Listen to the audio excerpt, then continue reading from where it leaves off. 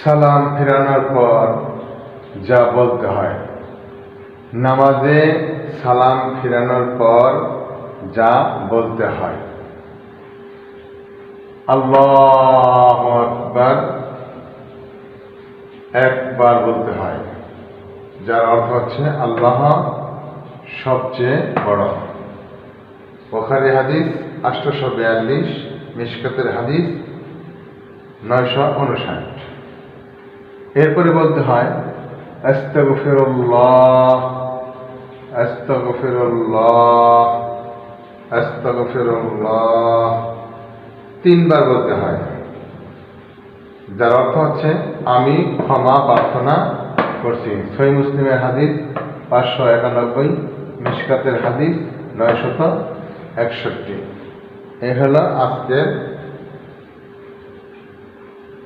প্রথম পর্ব। সালাম ফেরানোর পরে যা বলতে হয়